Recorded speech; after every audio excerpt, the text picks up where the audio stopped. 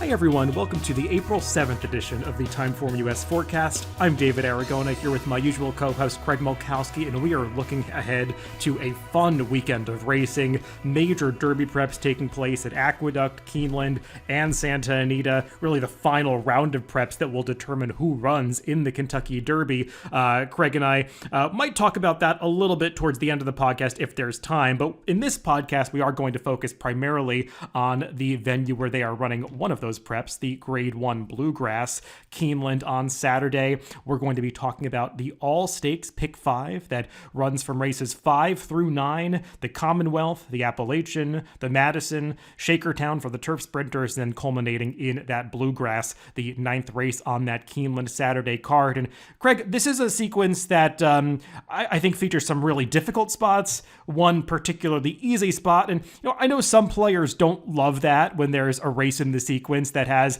a very heavy favorite that a lot of people are going to single. But when a sequence comes up like this, where there are so many races where there is a temptation to spread, or there are other races where there's no clear favorite, I don't mind that there's one leg that looks a little bit easier.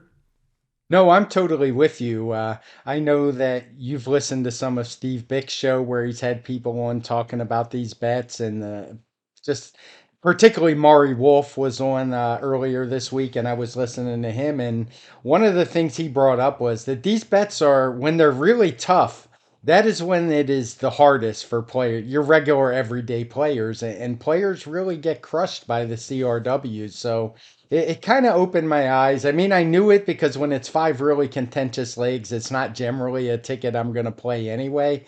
But it's just one of those where the easier the bet, the easier it is for your everyday guy that's spending maybe 50 or 75 or $100 in a pick five. So I welcome legs like this because we've talked about it in recent times. The pick five is very hard.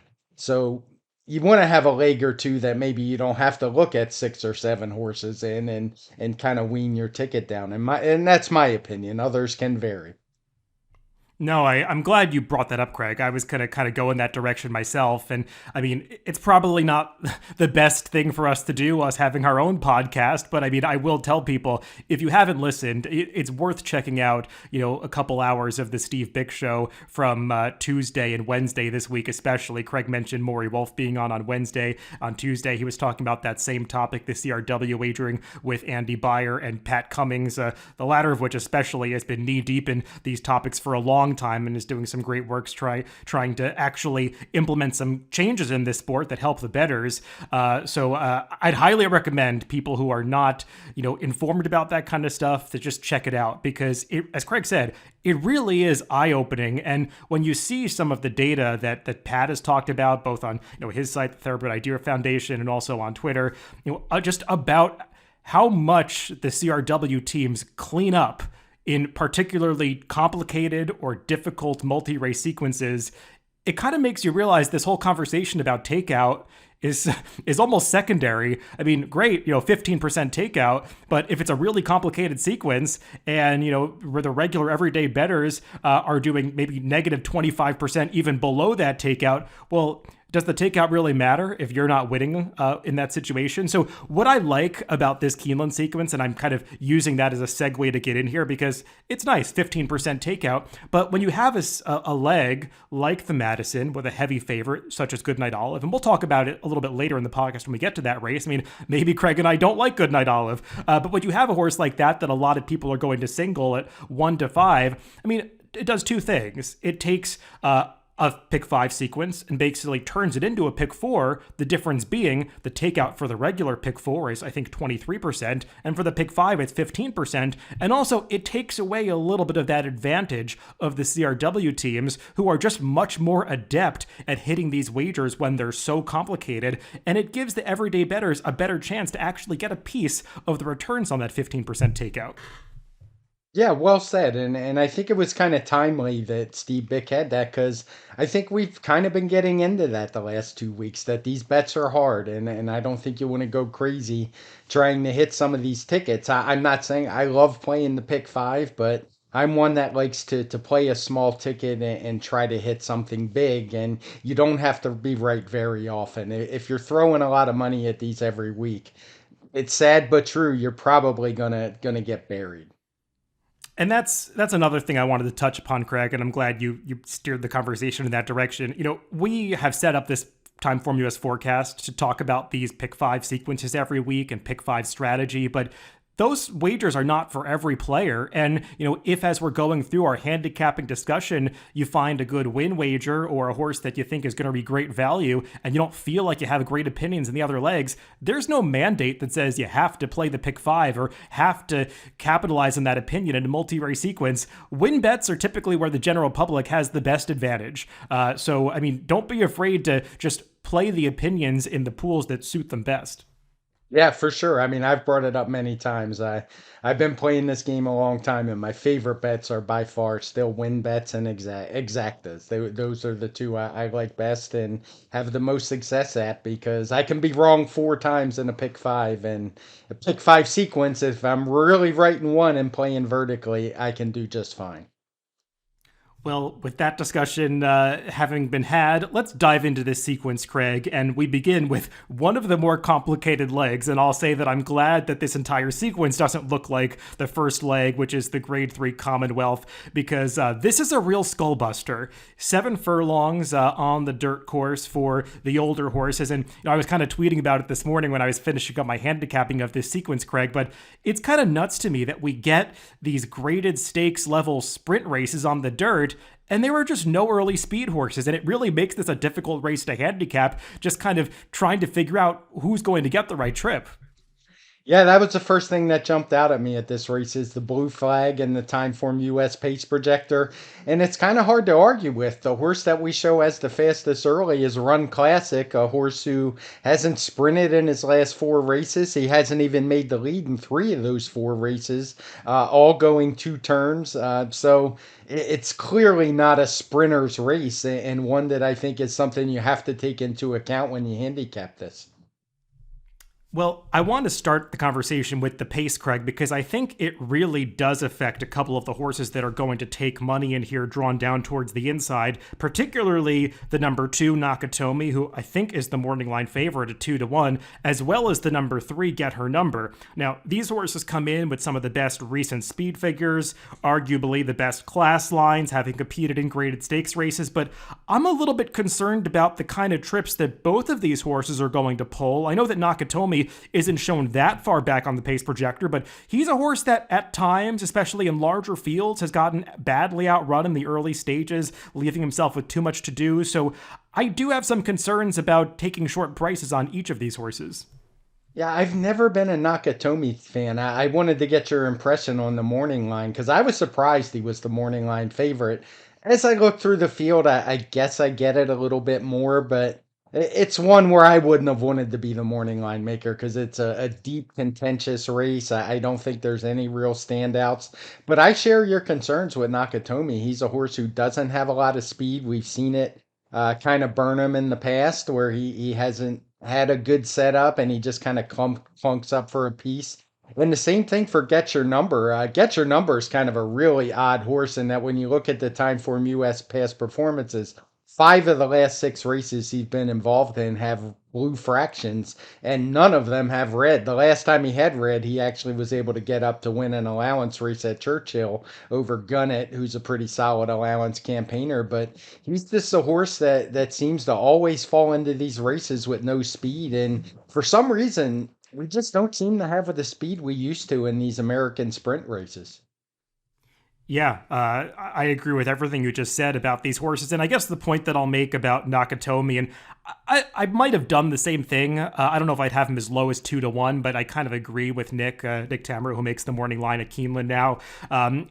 This horse is 3 for 3 at Keeneland. He's going out for the Wesley Ward barn. Wesley tends to take a lot of money at this time of the year at Keeneland. And also Wesley Ward's been winning at nearly 40% this year. So I think those factors might play into the morning line a little bit. But from a handicapping standpoint and a wagering standpoint, I don't really see the value on either of these runners. So I want to start looking looking elsewhere, Craig. And, we could be all over the place. So why don't we just kind of go from the rail out and try to mention as many horses in this race as we can? Hoist the Gold, who's drawn to the inside, I think he makes some sense in here. I mean, he actually finished ahead of Nakatomi in that Malibu going this distance at the end of last year. And I thought he was a little bit interesting when they tried to stretch him out in the mine shaft last time. He certainly wasn't disgraced in that race, but the experiment just didn't quite work out. And now they're trimming him back to a distance where he's proven to have success in the past.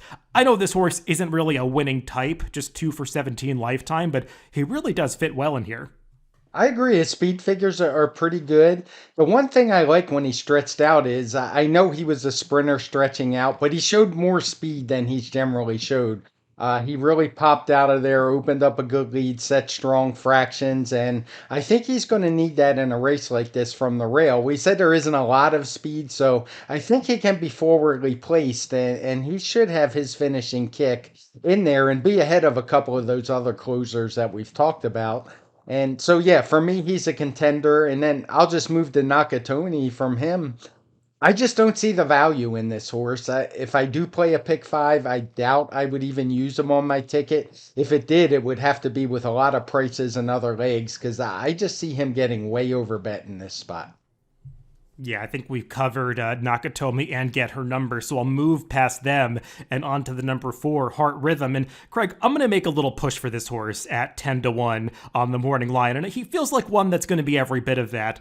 I know that from a speed figure standpoint overall, it might look like he's perhaps a cut below these, but he's kind of hinted at maybe possessing this kind of ability at a few points in the past, particularly when he went first off the claim for John Ortiz at Keeneland last year in October. He beat a rival in this race, Hear My Song, actually turning the tables on that foe, and Hear My Song is another one that really likes Keeneland, and Heart Rhythm, I thought, was just the best that day, getting the job done by a length, earning a pretty nice number, 115, actually a 117 final time figure on the TimeformUS scale.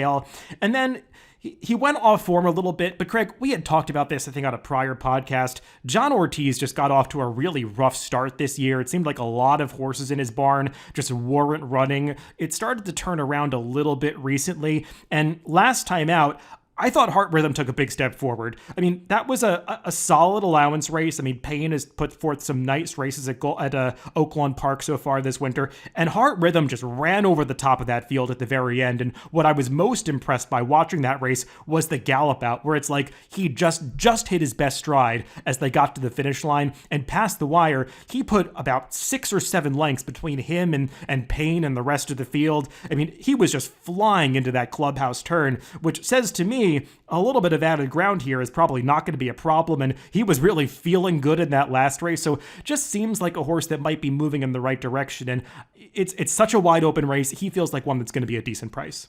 I'm very interested in Heart Rhythm. I was really impressed by his last race. There was absolutely no speed in that race whatsoever, similar to this one. The early pace fraction was just an 83, which is just ridiculously slow for older male sprinters of his quality.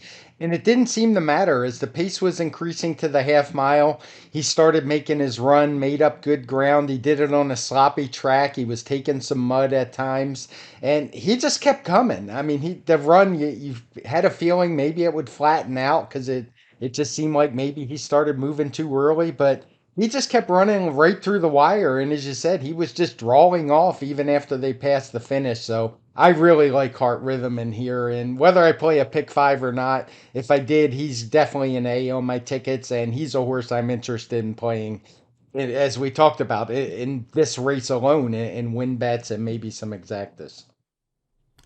Let's move on to some bigger prices. Legionnaire and Spankster. A little bit light on speed figures for Legionnaire, and Spankster's primarily had his success against optional claiming runners, Craig. We can kind of handle these horses together. I will say about Legionnaire, he's got one race at Churchill at the end of last year that suggested maybe he's just a one-turn dirt horse, and they've tried a few different things with him that just didn't work out, like turf and synthetic in those surrounding starts. And he might just be getting back to what he wants to do, going like this extended one-turn distance on the dirt. He certainly has the pedigree to pan out. He's a half-brother to Art Collector, and seems like one that might be headed in the right direction. obviously needs to improve, but if he's a really big price in this race, I at least see some upside with him. Yeah, I could see using him if you're going deep on some tickets, maybe as a C type. The big concern with him is he also doesn't have much speed. He a much longer price, so you give him a little more leeway, but he's going to run into the same issues as Nakatomi and Getter Number. But I did like that race at Churchill. He ran a 110 speed figure that day. He was still just a 3 year old, so we're talking what, 5 months later now since then. So he should be faster if you consider a point and a half as normal improvement. That would put him right there with the morning line favorites. So he's definitely one I'd be interested in.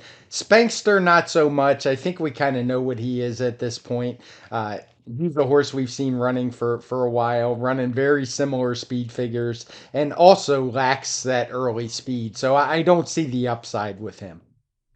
Yeah, what I will say about Spankster is he feels like a horse that's going to be a huge price in this race. And if I were making a value line for this race, I probably would have the favorite around 9-2 and maybe the biggest price in the 15 to 18 to 1 range, because I don't think there's that much variance between the horses that are going to take the most money and the least money. And Spankster actually fits really well on speed figures. As you said, it's just hasn't really done it against this level of company, but it's not like this is the toughest Commonwealth. And I didn't love the trip he got last time. Still think it's a big ask for Spankster, and he doesn't have the upside of some others. But, if he is that 30 to 1 morning line, you could make the case that's actually value on a horse like him. Let's move on to Run Classic, a horse that I know you already brought up, Craig, and I agree with the points that you were making about him. He feels like one that's going to be forward in a race where many others lack that early speed, and they tried to go longer with him in some recent starts. I think he handles a mile in the 16th, but 7 furlongs might just be a more natural distance for him on the turn back, so he just seems like one that makes a lot of sense, and I would argue he maybe is the most likely winner. Yeah, they got a little Derby fever with him after he broke his maiden going along, threw him in the Louisiana Derby. Things didn't go very well that day. He came back in the fall with some really nice sprint races, including that big 8 length allowance win here at Keeneland. He's a horse with good tactical speed. He's shown it routing, but we've also seen it from him sprinting. I don't know if he's going to find himself on the lead where we show him. I think it's kind of a crapshoot in this one and kind of up to the jockeys. But he's going to be forwardly placed, and I think he's very dangerous in this spot. And I would probably make Heart Rhythm my top pick, but Run Classic might be a 1A in that discussion. The only downside is he's the second choice on the morning line. And then we move on to the 3 horses drawn to the outside. Personally, Craig, I don't have that much positive to say about any of these horses. Pro-Occident, I suppose, has some upside, but I mean, he was sitting right on top of an extremely slow pace last time. I think he's been facing weaker company, and I thought the 2 outside horses were a little tough to make here, though I know you probably love Long Range Toddy. You can't leave him out of your tickets, Craig. He tends to show up in some of these races at big prices, but he's a little tough to make on the win end, perhaps. I can't. Has he won? He hasn't won in forever, right? Since the Rebel, Yeah. is that right? You've often quoted that before. His long losing streak. It's hard to remember how high the numbers have gone. It's probably up in the 20s at this point. But yeah, I mean, he was second in this race last year. Just a little tough to make as a win candidate. Yeah, he runs so often that sometimes I think maybe I missed one, but no, he hasn't won. That's for sure. Of those 3, maybe some people might be tempted to give a look at Hear Me Song because he's been running on synthetic. Before that, he was on really good form on the dirt, his running speed figures that would be competitive. But as I scroll back through his PPs, it seems like he handled the synthetic just fine in the past. So I'd be more inclined to think that maybe his form's tailed off a little bit from those big numbers he ran on the dirt. Let's move on to the next leg of this sequence. The race 6, it is the Grade 2 Appalachian. This one going the mile distance on the turf for the 3-year-old fillies. And things don't get a whole lot easier here, Craig. It's a pretty wide open field. We've got a couple of horses that probably will vie for favoritism in Cairo Consort and Pleasant Passage, but contention runs pretty deep in this race. I do want to start the conversation with those 2 favorites, and I will say I don't like one of them. And the horse that I'm not a fan of is Cairo Consort. She, I thought, got a great trip when she was third in the Breeders' Cup Juvenile Fillies Turf last year. She saved ground. She got through in the stretch in a race where some others did not get through and had much more traffic difficulties than she did. And she's come back at Gulfstream this winter, has been short prices in a series of races. I know that she was visually impressive winning two back when she blew the start and made that looping move to get the job done, but that was a race where the pace kind of fell apart. And then last time out, maybe the pace was a bit against her, but I thought she hung at the very end. And I just have some questions about whether she's ready to take the necessary step forward to beat this field, because I think we kind of know what she is, and others have a more of a license to improve. I agree. I'm not a fan. I've been against her to my detriment a few times, but I think something that people need to keep in mind is horses are leaving Gulfstream Park now for the most part, and Gulfstream Park is not everywhere else when it comes to turf racing. And I'm not just talking about how the turf course looked there. It was obviously in pretty rough shape that last month or so, but it's just a different kind of course. It's one that some horses like, some horses don't, and I personally don't think the true, real turf racing starts till we get to Keeneland and even Aqueduct a little later on, which they're starting now in Belmont on the East Coast. I just, it doesn't seem like horses carry that Gulfstream Park form when they move to other circuits later in the year.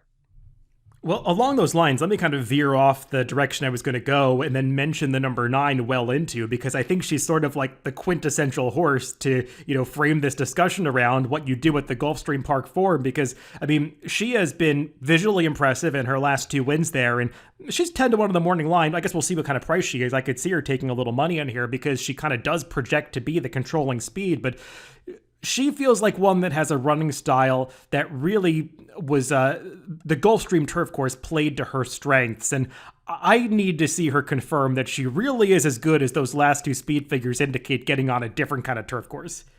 Yeah, I would agree. And don't get me wrong, I think Cairo Consort is a better filly than her. She has that closing running style. I'm always leery of horses because I've seen a lot of these runners move from Gulfstream to Keeneland, and it usually doesn't work out very well. She's going to be a short price, and I think there's just better horses in this field. Well, Craig, I'll let you go first. Who did you have your eye on here? Are you afraid of Pleasant Passage, who is the morning line favorite and does look formidable off her form last year? And who else kind of caught your fancy? I think Pleasant Passage is dangerous. I will use her on my tickets. I think she was better than Cairo Consort in the Breeders' Cup Juvenile Filly Turf. Ran good, got a good speed figure that day. Just ran into a Euro who was better. I like that she showed some versatility. She's closed twice in her races to run well when nobody took the initiative in the Miss Grillo. She went right to the front, was able to win that way. So I think she's a good horse. I'm not tossing her. I would definitely use her. The horse I am most interested in is the 5 horse. Alphabella, who just missed in the Florida Oaks to Mission of Joy with a big speed figure. I think this one is one with some talent. She's been a new horse since she tried the turf. I know she lost the Cairo Consort a couple time races back. She had a bad trip that day, in my opinion. She took a lot of air. She lost a lot of ground. And I just think she's a better horse, and she's going to like Keeneland better, and she would be my top pick in here.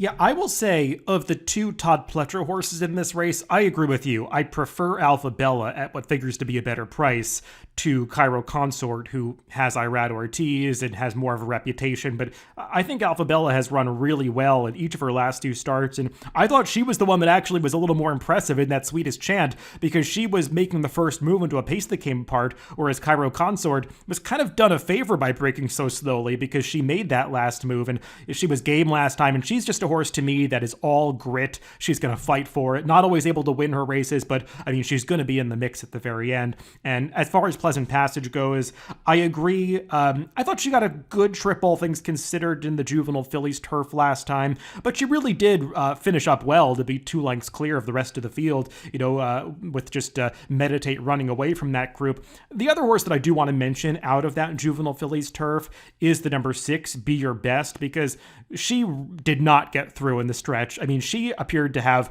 a ton of horse left at the quarter pole, and Jose Ortiz actually had some positioning ahead of Irad Ortiz on Pleasant Passage that day. But whereas Pleasant Passage was able to go around horses and find that seam at the top of the stretch, Be Your Best just got locked in behind some tiring runners, and Jose Ortiz had to lose momentum before trying to alter outside at the 8th pole and found more traffic there, and the trip just never worked out. I don't know if she was going to be in the money that day, but she would have finished a lot closer than her 9th place result would indicate, and she had shown some talent earlier last season, was beaten by Pleasant Passage in that Miss Grillo, but she was one that couldn't make up much ground into a race where Pleasant Passage got a savvier ride. So I feel like Be Your Best, if she's anywhere near that 8-1, she's the better value play in this race, so she's definitely one that I want to include. But I mean, there are some others I'd like to mention, Craig, because there's a lot going on in this race. Yeah, I'm gonna guess that one of those is the 2 horse Papilio. Um, Mm-hmm. I thought she ran pretty well at Gulfstream, finishing ahead of Cairo Consort. There was no pace in that race whatsoever, all blue fractions. She had some trouble early. She was wide much of the trip, so she's one I wouldn't want to dismiss either. She's 6-1 on the morning line. I wouldn't actually be surprised if she drifted up off that number a little bit. Yeah, I definitely agree about Papilio. She's a horse that had shown real talent in Europe last year. I mean, she was 6th, which might not sound great, but I mean, when you consider who she was running against in that Moigler stud, the Group 1 event at the Curragh in September, I mean, that's actually a really good 6th place finish. She finished behind Tahira, who I think was being considered as the early favorite for the Epsom Oaks, and Meditate, obviously, who came back and crushed those horses in the Breeders' Cup, and Papilio even had some traffic trouble in the stretch that day. Coming back off the layoff for the Mark Cassibard in that Here Comes the Bride, I agree with all of your notes about her trip. I mean, steadied early, wide, no cover.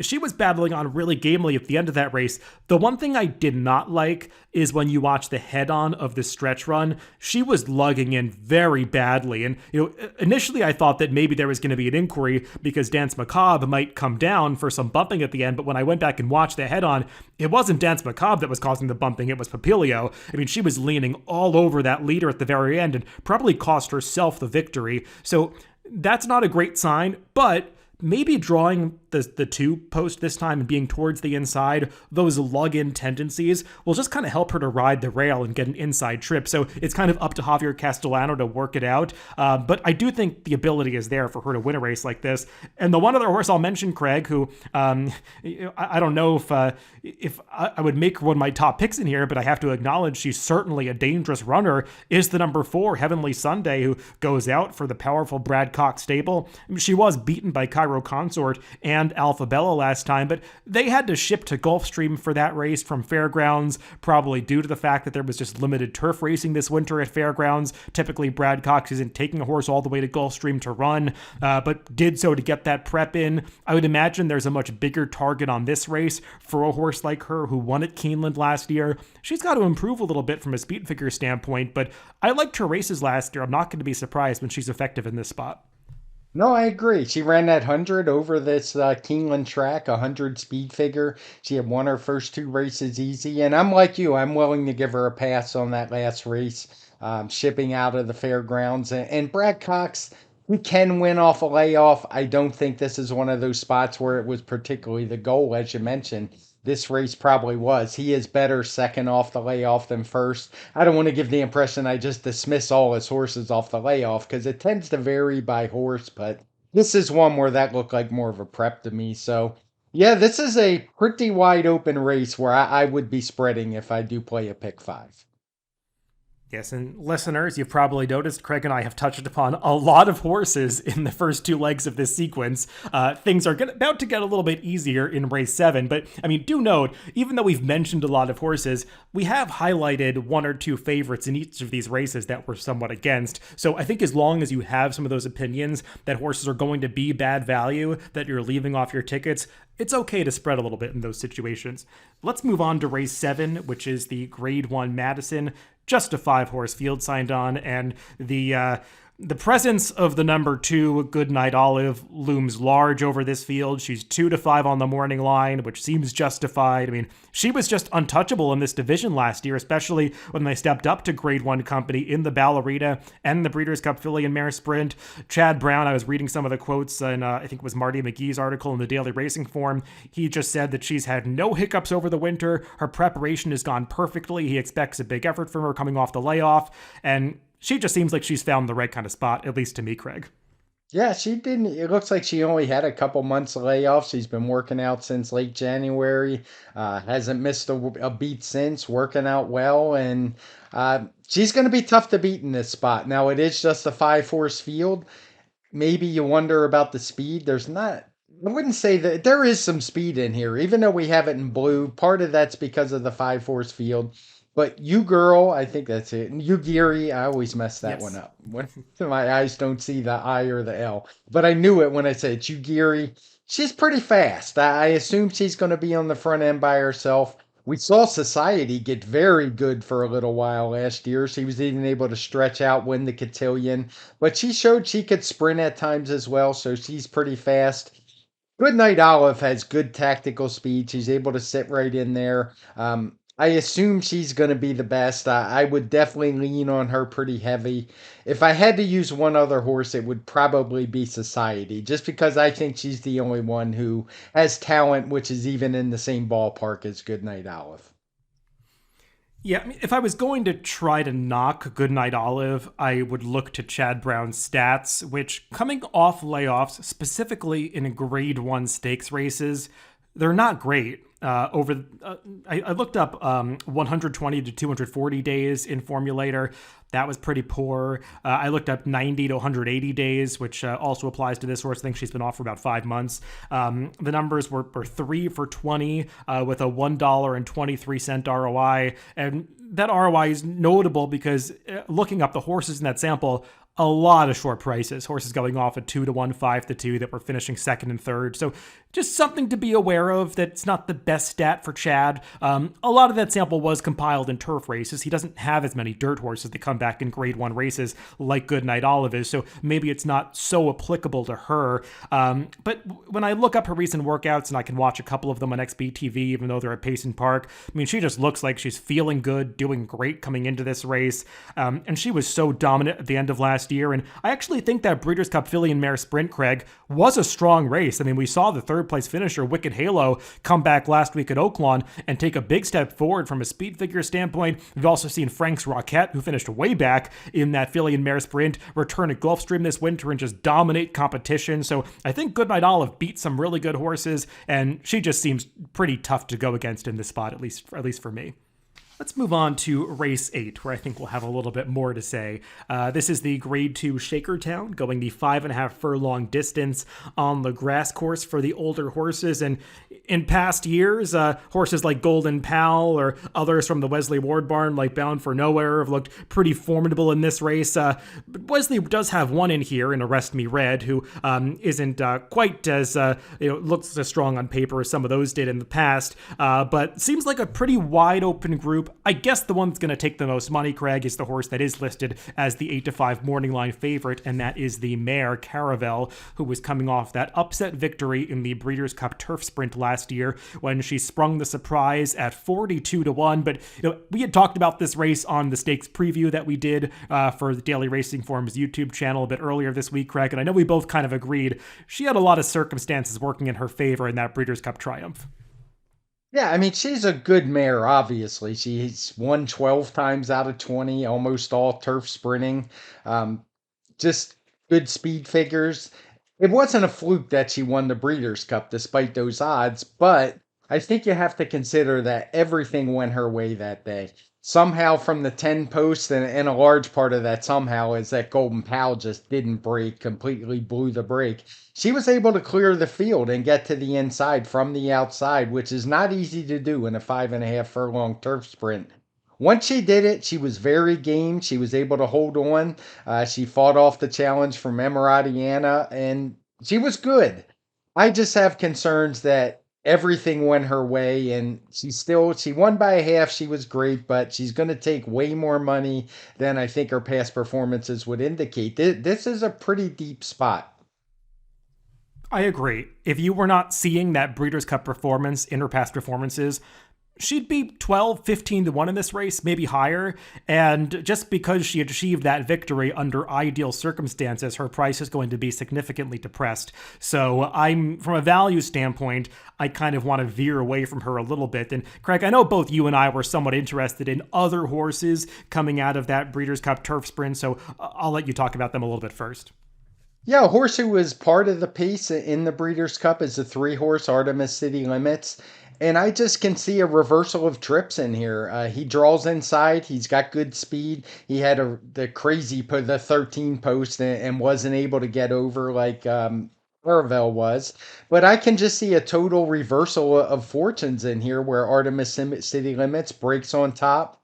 That's a good position. He's not a horse that has to have the lead, but I would like him to get it from here as somebody who's probably going to bet him. I think he's going to offer some value, and I'm not as high on some of the other speed in here. One of them on the pace projector is Caravel, and I already mentioned he gets that inside position. And the other is Mr. I'm sure a track announcer favorite with all those M's in there, who ran that huge race at the fairgrounds last time, but he's not really a front runner. He's just shown up there because of that really fast race last time, and we'll talk about him more later. But I can just easily envision a race where Artemis City Limits breaks on top and they can't catch him. And Craig, along those lines, when we were filming our stakes preview yesterday, I thought you made a really astute point about the pace with regard to the number 1, Johnny Unleashed, who is a horse that might be much more forward in this race than the pace projector indicates, because the pace projector, it's based on a horse's recent races, gives more weight to that. I mean, you could speak to this better than I can, being involved in the algorithm that goes into the pace projector and those early pace ratings. But this is a horse who has competed mostly on synthetic in his recent starts, which is clearly not his preferred surface, and he had shown much better early speed in his prior turf races, so maybe he's one that at a big price, even if he's not around at the end, he's going to be forward in this race, and maybe he's the one that goes inside of Artemis City Limits. Yeah, that would be a concern. As for the pace projector, we look at the last 5 races. We use, I think it's the best 3 of 5, the 3 fastest, not necessarily where they finish. But part of the problem with that is one of his good races early was at Kentucky Downs, where we just don't trust the fractions that they tell us to make pace figures for those races. So 3 of the 4 races we look at come from synthetic, which frankly it just doesn't seem like he cares for at Turfway. He's a much better turf horse. And if you just look at the one rateable race from Keeneland on turf last year, he was very fast. From the outside, was able to clear the field. Didn't hang on, lost to another horse in here, Mark of the Z. But if he breaks anything like he did that day and shows that early speed, he'd be right up there. Now, I agree with a lot of what you said about Artemis City Limits. He's a horse that tends to make his own good trips in races, having that tactical speed. He doesn't need to be in front, but it would certainly help him if he was. I'm a little bothered by the fact that he doesn't always get the job done. He's one that has a tendency to settle for minor awards, but I do expect him to be involved in the finish. As for the number 12, Arrest Me Red, who's also coming out of that Breeders' Cup turf sprint, I thought he was a little bit disappointing that day. He's a horse that tends to need things to go right for him, and maybe with the switch to Joel Rosario, we'll see a little bit of a change of tactics. He was aggressively used to chase Caravel on the front end in that Breeders' Cup turf sprint, especially after his stablemate Golden Pal failed to break alertly from the gate that day. Arrest Me Red kind of fell into that forward position, but with Rosario getting aboard, who tends to be more conservative, I wonder if he's going to take him back and try to make one closing run from this wide post. Yeah, and he's been able to come from off the pace before. I don't love Arrest Me Red in here, but I don't want to get knocked out if he wins with Joel Rosario in a turf sprint at Keeneland. It's not like he's going to be the favorite in this race. I think that's surely going to be Caravel. So I think he's got a shot. I don't love him, but I'm not going to let him knock me out. I thought you made some very good points on the preview about the 10 horse Oceanic, so I'll turn it back to you for him. Yeah, he'd be the one from a value standpoint that I'm most interested that's exiting that Breeders' Cup Turf Sprint. He had gotten into very good form last summer into fall. He was really impressive when he won that DeHaas Stakes, sprinting on turf at Colonial, and then he closed well to be second behind Golden Pal over this Keeneland turf course in the Woodford. His Breeders' Cup Turf Sprint performance, I would just draw a line through it. It seemed like it was predetermined before the race that he didn't have much of a shot. He just went to the back of the pack early. It was not a race that really favored horses trying to make big runs from far back. And you could see moving around the far turn, he just wasn't really being motivated.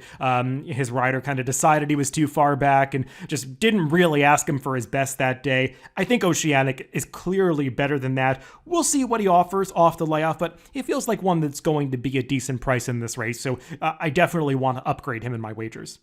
Yeah, he beat Artemis City Limits two back when he finished behind or behind Golden Pal that day. So he's definitely shown some talent, and I do think it's a race where maybe it's worth taking some prices in this one because yeah, if you don't like Caravel, what I don't.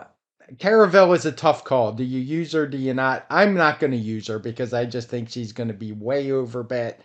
I wouldn't be shocked if she wins this race, but I think you have to make a stand somewhere in these tickets, and that's one that I want to make. I'm going to look for some more value.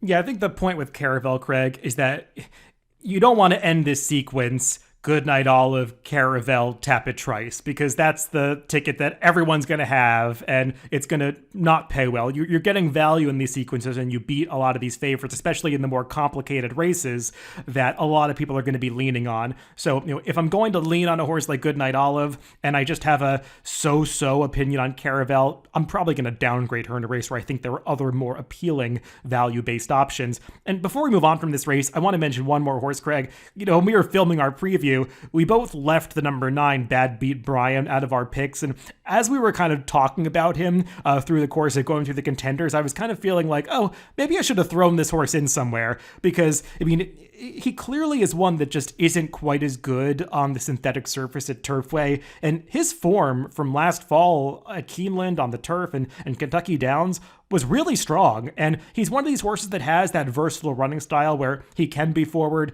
doesn't need to be on the lead, can pull that stalking trip. So, he's another one that's a big price in the morning line that I could certainly include. Yeah, no doubt. I prefer him. There were a couple we talked about him in Baker's Bay because they had faced off at Kentucky Downs, ran 1-2, and they both kind of been mired on synthetic since. I guess Baker's Bay has won a race, so shouldn't say mired, but I think they're both better on turf. But I do prefer Bad Beat Brian, and he is the bigger price. One I did want to circle back to quickly is Mr. And wondering what we're going to do with him because he ran a huge speed figure last time, and I don't think that speed figure's a fluke, but I do think the question is how much of it was that fairgrounds course? It's just so different than what we're seeing everywhere else. He did take advantage of that kind of wide flow, which proved successful there for a very large portion of the meet. But he does seem like a horse who definitely favors turf over dirt, even though he's only had limited chances on it, particularly of late. Yeah, I think he's a horse that's in great form right now, and that speed figure seems legitimate from last time. You don't win turf races by 6 lengths by accident. But it's a big step up in class. I think he still has some things to prove against this level of company, and that due to that, that huge speed figure staring people in the face, I think he's going to be a shorter price than some of the horses that we just mentioned that we had favorable takes on, like Oceanic and Bad Beat Brian, and I'd much rather take them at 12-1 than Mr. At 6 or 8-1. So just from a value standpoint, there are others that I'm leaning towards in here. Yeah, I agree. And I just wanted to bring him up because, I mean, after all, I am the guy that makes speed figures. And sometimes most people understand, but I get a lot of comments that people just assume I bet the best speed figures. And that's not always the case. Sometimes I do, particularly when they're not favorites and get overlooked, but that doesn't happen very often. And this is a case where I'm going to go against that big number. Let's move on to the feature race at Keeneland on Saturday, the final leg of this all stakes pick five sequence. It is the grade one Bluegrass going the mile and an eighth distance for the 3-year-olds looking to secure that spot in the Kentucky Derby starting gate. And Craig, so the pace of this race is where I want to start because I'm seeing that fast pace flag showing up, and I'll be interested to see how this all plays out because when I go through this field, I just see one horse that's going to have real intentions on going to the lead, and that's the number 9, Major Blue. That said, I don't want people to take away from this that I think that this is going to be some glacial pace that's going to hold together, because I think Major Blue is a horse that's a little tough to make a case for in this race, just from a quality and speed figure standpoint. So I think he's coming back to the field, and sometimes in those situations, it just turns it into a more fairly run race, even if there is one speed, and that speed comes back, it sort of gives other horses to get into the mix. So I don't think this is going to be some suicidal pace, but I do see it as being a pretty fair situation.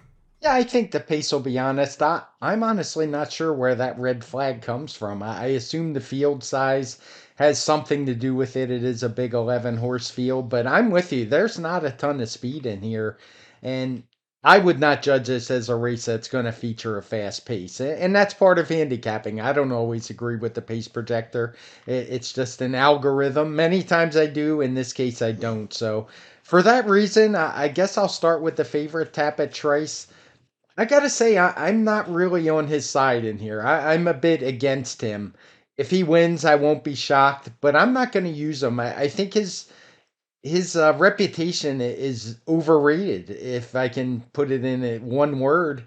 He just hasn't run all that fast. He's been winning his races pretty easily. I don't think he's beat a whole bunch when I look through the PPs in there, and I'm just against him from the rail. He's a horse who doesn't get out of the gate. He draws inside. Keeneland's a track which tends to favor speed more so than closers. Not that closers can't win, but for me, it's hard to make a case for Tapit Trace. I don't think he's going to be 5-2 either. I wouldn't be surprised if this horse is more like 3-2. Yeah, I agree with that. If I was, I don't want to criticize Nick. I mean, I think he's No, doing a Nick's pretty my good job. guy. And Yeah, yeah, he's and being the morning line maker. I mean, I know what that's like. If I was making a line for this race, I probably would have this horse around 8-5, 3-2. He just has such a reputation coming into here, and I think, as you were saying, there's this general assumption that he has such higher potential than the speed figures that he's run so far, and it does kind of feel like that reputation has eclipsed the past performances with a horse like Tapit Trice.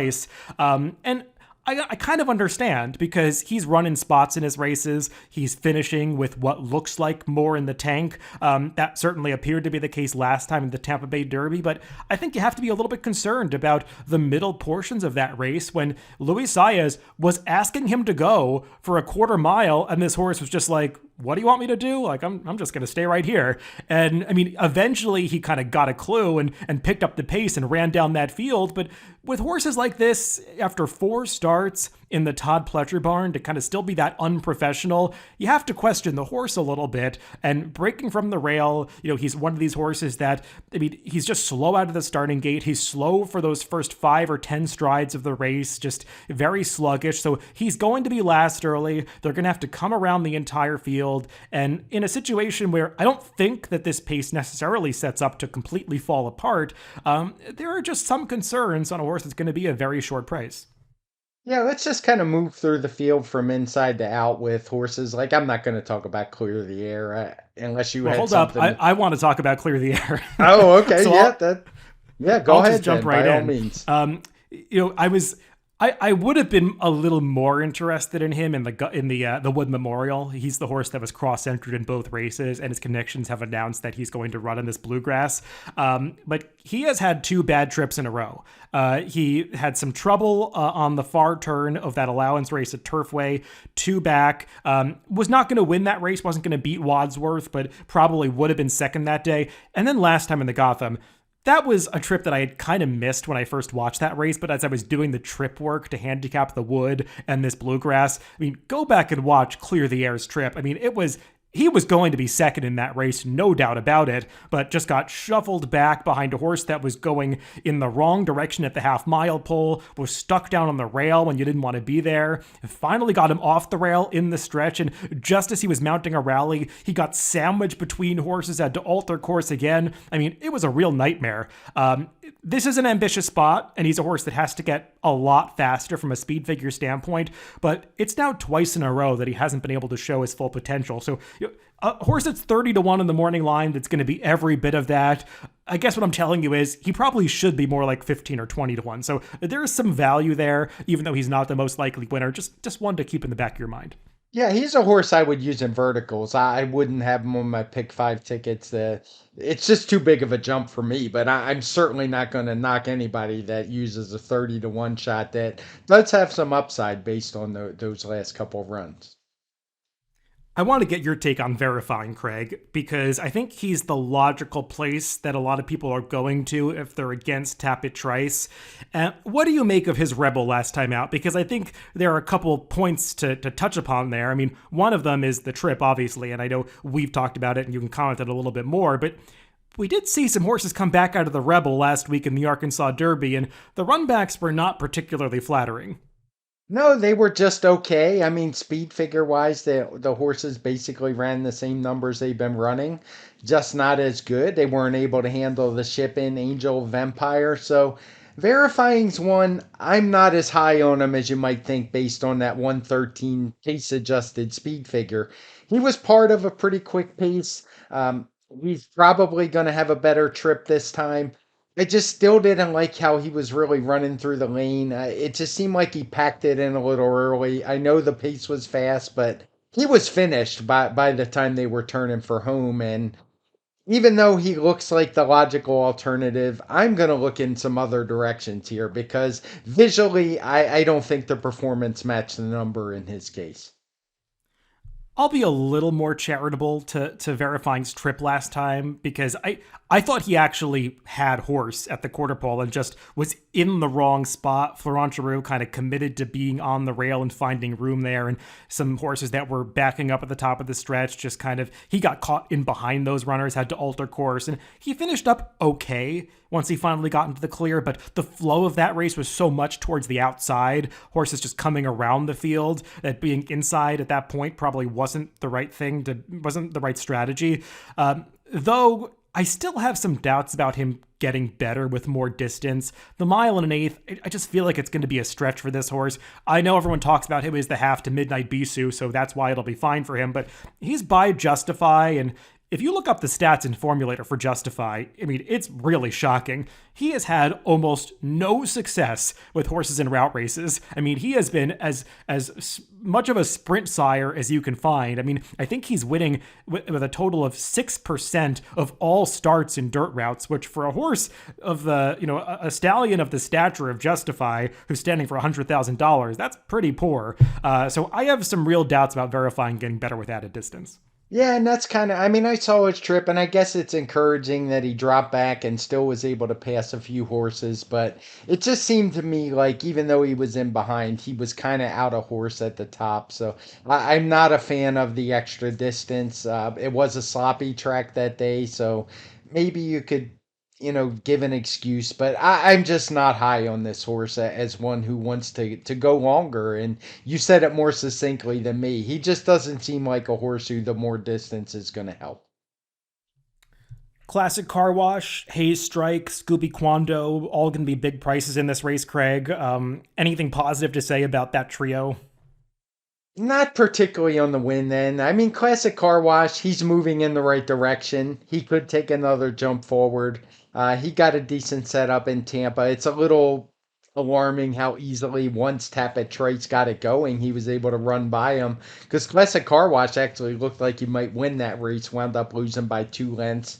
I assume he'd get the jump on him again. I just have my doubts he'd be able to hold him off, and I'd prefer a couple others in here. How about Sun Thunder? He's a horse that is kind of going to plan B because I know that they initially intended to get those Derby qualifying points in the Louisiana Derby, and it obviously didn't quite work out. He only finished fifth and currently is going to be left out of the Kentucky Derby field on the points. So Ken McPeak is wheeling him back in just 2 weeks to try this Bluegrass and make that last-ditch effort to earn a spot in the Kentucky Derby starting gate. What do you make of that? And also his trip last time in the Louisiana Derby. I put a line through that last race. He had absolutely no chance given the pace. It was dawdling on the front end. The race was basically over after a quarter mile, and I thought he ran okay to be fifth. I actually liked his Risen Star. We've seen what Angel Empire did coming back in the Arkansas Derby. He definitely got a favorable pace set up that day. But I don't think it was a fluke that he ran well. He was a horse who had been progressing in the right direction, and he's one I'm interested in here because I just want to totally ignore that last race, and I'm not sure all handicappers are going to do that. The 2 weeks is a little bit concerning, but it's Ken McPeak. It's what he does. He runs his horses. Heck, the horse was working out every week since, so he's fit. The 2 weeks doesn't concern me with this guy. Yeah, I like Sun Thunder. I actually made him my top pick in this race, and I think you touched upon a lot of the points that I was going to make.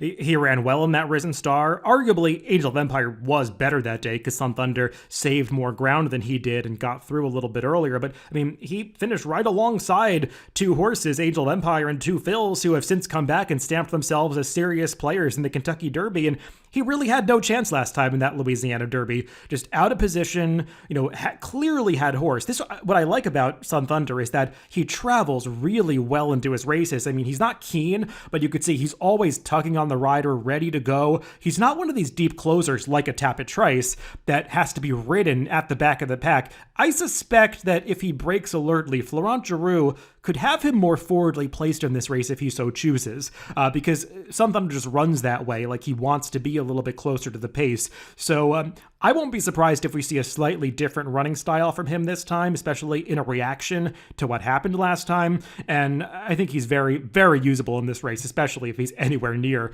that 10-1 morning line. Blazing Sevens, Craig. Maybe you have a different take than me, but he's just hard for me to make a case for. I mean, I was left pretty cold by his non-effort in the Fountain of Youth last time. He looked okay last year in some of those races when he was a 2-year-old, but when a horse for a stable of the stature of Chad Brown comes back and just, lays an egg like that, it's hard for me to look past it. True. I went back and watched the replay looking for anything because there is some trouble comments. It was very minor, to say the least. What's even more concerning for me is he's only had 3 4 furlong workouts off of an effort that bad. I would have liked to seen at least a 5 furlong workout. Just nothing to me points that there's going to be a reversal of fortune. And frankly, he wasn't that good anyway. He did beat Verifying in the Champagne. It was a pretty small field. He looked okay, but he was no match for Forte. And the last race is just too bad. So I probably spent too much time talking about him already. Yeah, and it's Chad Brown and Irad Ortiz, so even if you like him, I'm not sure you're getting that big of a price. Major Blue, we touched upon, Craig. I assume you agree with me. Pace presence, but probably not a factor late. No, I don't see it. Raise Kane is a horse that is kind of a one-hit wonder up until this point. He was that dominant winner of the Gotham at 23-1. What do you make of him trying to come back on a fast track? And I know we didn't really mention the weather report, but it's supposed to be a fast track and firm turf on Saturday at Keeneland. He has some things to prove, definitely with regard to the surface and also the distance. Yeah, I'll have a soft spot in my heart for Raise King because I liked him that day in the Gotham. I actually bet two horses, the one that ran first and third. And I bet him exactly because of what happened. It looked like a race that was going to be a pace meltdown on paper. And it might even went beyond that when you look at some of the early speed figures. Perfect trip. I mean, he won the race by 7.5 lengths drawing away. He ran a nice speed figure. His figures were moving in the right direction anyway. I don't want to completely dismiss him, but it's one of those. He was 23-1 last time. He's probably going to be 4-1 this time. Um, he's going to have to tackle some better horses in here. So I'm not as high on him as I was last time. It was more a as I was last time. It was more a situational thing where I thought he was going to get a perfect setup. He did, and that's not something I generally want to bet back. Yeah, he strikes me as a one-turn horse. He's got that turn of foot. He does well in those fast-paced races that kind of come apart. He's a strong finisher at one turn. When I watched his mile and 16th race around the two turns at Fairgrounds 3 back, he's just wasn't finishing with that same energy. And just based on pedigree and all of that, I really think the shorter's better for him. Final horse, Craig, in the field is Mendelson's March, who is the third entrant in this race for trainer Ken McPeak, the most lightly raced member of this field, so he's got a lot to prove. He's technically undefeated, having been, elevated to victory via disqualification in his debut. He's won on turf, he's won on dirt, hasn't yet tried a fast dirt track, but I have to say, watching his replays, I do like this horse's races. Yeah, I think they're good. Unfortunately for him, he's behind the eight ball. He's only run twice starting this year, so he didn't even have that good 2-year-old foundation. He draws a really bad post, obviously, drawing way out in the 11 hole.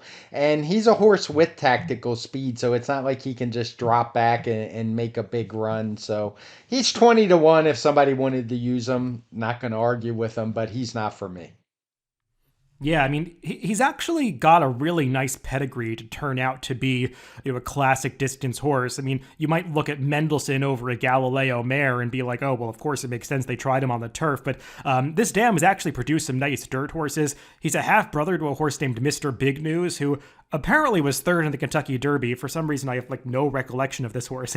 He was third in the Kentucky Derby in the pandemic year that Tis the Law won the September Derby. So, I mean, maybe that's just a time that I tried to forget, but I don't remember Mr. Big News at all. But Mendelssohn's March is a half brother to him. And I liked the way that he slipped through on the inside last time at Oaklawn Park and won in the slop. I mean, he came through on the inside like he was doing an impersonation of Mind That Bird and won going away at the end.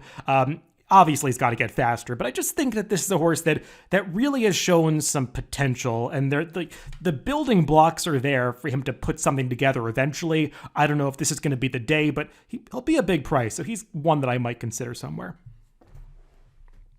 Well, Craig, we've gone through all of these races. We've done a lot of handicapping, and rather than go back through these sequences and try to recap every single horse that we touched upon, because I think that would take too long, I just want to kind of, in general terms, just talk about how you might approach a sequence like this. Is this even a sequence that you might look to play? Or are there just too many legs that seem like they're complicated where you really do have to spread? I may play. If I do, it's going to be a small ticket and it's going to be trying to beat a lot of these favorites. I don't particularly care for Nakatomi. I don't particularly care for Cairo Consort. So I would kind of build my tickets around those things. I would lean heavily on Goodnight Olive, though I would probably use a little bit of Society. I think she would be the logical upsetter. Caravel's another favorite that I don't particularly like, and even Tapit Trice. So it's one I don't want to not play because I don't like a lot of short prices in here. And not just that I don't think they offer value, I just think there's better alternatives. So I would play it using some of the price sources we mentioned, maybe use one or two of those favorites and a couple of the legs, but I'm not going to lean on any of them other than Goodnight Olive. Yeah, it's the kind of sequence where I want to, I want to key on a few horses in these legs that, I want to try to have success if they're successful in this pick five sequence. Horses like the number 4 Heart Rhythm in that Commonwealth, horses like Be Your Best or Papilio in the Appalachian, and then, of course, Sun Thunder in the Bluegrass. If those horses come through, I want to try to have some coverage in the other legs around them. That said, I still don't want to use Nakatomi Naomi. I don't really want to use Get Her Number in that Commonwealth. I don't want to use Cairo Consort in the Appalachian. And I don't really want to use Caravel in the Shakertown. So there are definitely some places where I feel like you can mine for that value. And in a sequence like this, you probably want to try to play some multiple tickets and put something together that is affordable and gives you tickets that really do, accentuate your value opinions. Craig, we're running kind of long on this podcast. Just briefly, if you've looked at the Wood Memorial or the Santa Anita Derby, you probably haven't done intense handicapping, but did you have any thoughts on either of those races? No, I mean, I'm looking forward to him. I haven't made any opinions as far as betting. I'm looking forward to the Santa Anita Derby because I really want to see practical move because I thought he was very impressive last time. I ran a big speed figure, and I think he's a very serious Kentucky Derby contender. I want to see him do it again. And it also has a horse, Go Rocket Ride, who ran pretty well, stretching out from 6 furlongs to a mile and a 16th, has every right to improve. So I'm looking forward to those just for future, not so much for betting. As for the Wood Memorial, I didn't look at that one quite as long, so I don't have a whole lot to say at this point. I'll be talking about them on Twitter though, and that's how I'm going to spend my day most likely. Handicapping these cards because, as I mentioned a couple weeks ago, this is one of my favorite days of the whole racing season, along with the Triple Crown and the Breeders' Cups. I put this one almost right up there because the cards are good. I think there's a lot of value to be found, and not necessarily in a pick five. I think there is just a lot of bettable races on all three of these cards with big fields. 100%. Definitely looking forward to the racing this weekend. I won't waste time talking about my opinions on those two other races. I did videos on each of these Derby preps individually that you can find on DRF's YouTube channel, so you can look those up for my in-depth thoughts on all three of these Derby preps taking place this weekend. Well, Craig, hopefully we gave out some good ideas on this podcast. We've had some success with our ideas the past couple of weeks, so hopefully that can continue into Keeneland on Saturday. Everybody, thanks for listening to this edition of the TimeformUS Forecast. Make sure to always check us out on DRF.com, Spotify, Apple Podcasts, and YouTube, wherever you get your podcast. Just make sure to subscribe to the Daily Racing Form channel. Again, thanks for tuning in this week, and make sure to catch the TimeformUS Pacecast, and we do our recap of these races coming up next week.